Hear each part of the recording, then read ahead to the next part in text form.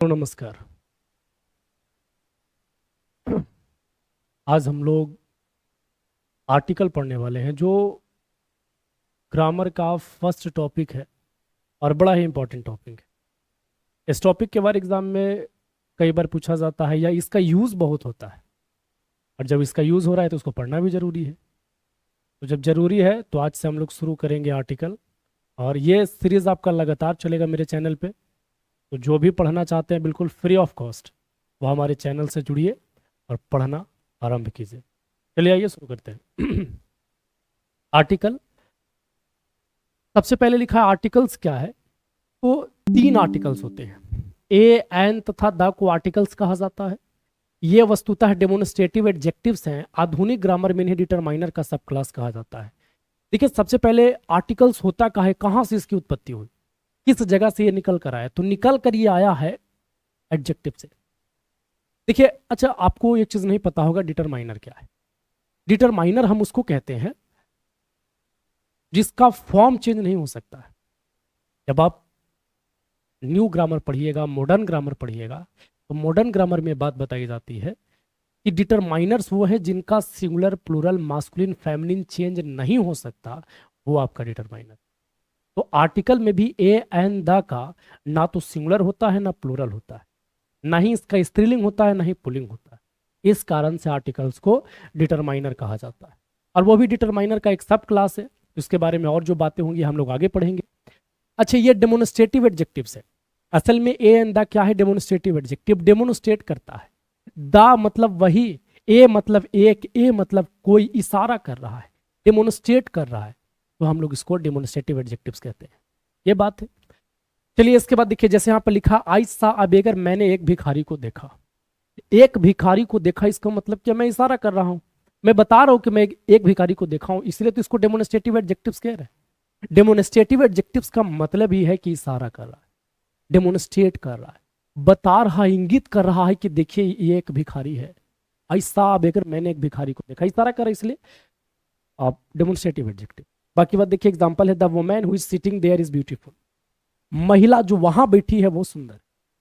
और भी महिलाएं हैं पर हम उस महिला की बात कर रहे हैं जो वहां बैठी है, इशारा कर रहा है, एक निश्चित डायरेक्शन में इशारा कर रहे हैं, इसीलिए तो इसको हम लोग एडजेक्टिव के साथ साथ डेमोन्स्ट्रेटिव एडजेक्टिव्स कह रहे हैं, और डिटरमाइनर भी कह रहे हैं। तो यह आपका एडजेक्टिव का एक सिंपल डेफिनेशन हो गया। इसके बाद जो हम लोग पढ़ेंगे फंक्शन ऑफ आर्टिकल और भी बहुत सारी चीज़ें। तो आइए एक दो स्लाइड आज हम लोग देख लेते हैं, उसके बाद फिर कल आरंभ करेंगे। अब देखिए, फंक्शन ऑफ आर्टिकल्स में क्या है। फंक्शन ऑफ आर्टिकल्स यानी आर्टिकल्स दो तरीके के होते हैं, एक डिफिनिट आर्टिकल्स और एक इनडिफिनिट आर्टिकल्स। डिफिनिट आर्टिकल्स क्या है, टा को कहते हैं डिफिनिट आर्टिकल्स, और ए एन को कहते हैं डिफिनिट आर्टिकल। क्यों कहा जाता है, ए एन निश्चित कर ही नहीं पाता, बता ही नहीं पाता है कि यही वो आदमी है, निश्चित नहीं हो पाते हैं हम लोग, और द निश्चित कर देता है, जिसे हम कहते हैं द सन, एक ही सूर्य है, निश्चित है। द मून, दुनिया में एक ही चांद है, निश्चित है। द अर्थ, दुनिया में एक ही धरती है जो हमारे लिए स्वर्ग है, वो भी एक ही है। तो इस प्रकार से अगर आप समझना चाहते हैं तो आप समझ सकते हैं कि द क्या है, डिफिनिट आर्टिकल, ए एन क्या है, इनडिफिनिट आर्टिकल। और ए एन द तीन ही मिलकर तो आर्टिकल्स बनाते हैं, जिसमें से ए एन आपका हो गया इनडिफिनिट, द हो गया आपका डिफिनिट। जब ये हो गया तो आर्टिकल्स दो प्रकार के हो गए, एक इनडिफिनिट हो गया और एक डिफिनिट हो गया। चलिए फिर आगे बढ़ते हैं।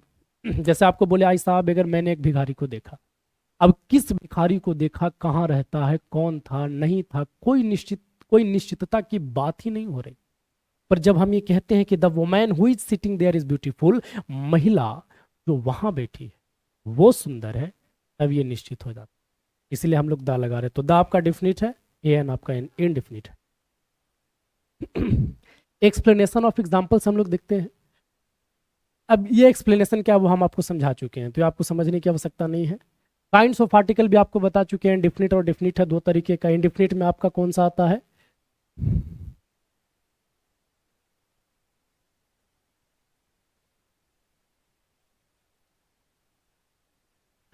देखिए इंडिफिनिट में आपका आता है ए और एन, डिफिनिट में आपका आता है द। बस यही तीन आर्टिकल पढ़ने होते हैं आपको, यही तीन आर्टिकल्स के बारे में हम लोग पढ़ेंगे भी।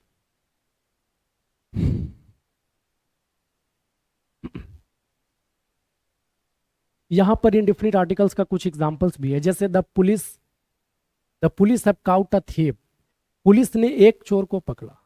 अब चोर तो एक शहर में बहुत है, किस चोर को पकड़ा, कैसा था, किस चीज का चोरी किया, कहाँ पकड़ाया, क्या कोई निश्चित हो रहा है? और जब निश्चित नहीं हो रहा है तो क्या लगेगा, आपका लग जाएगा।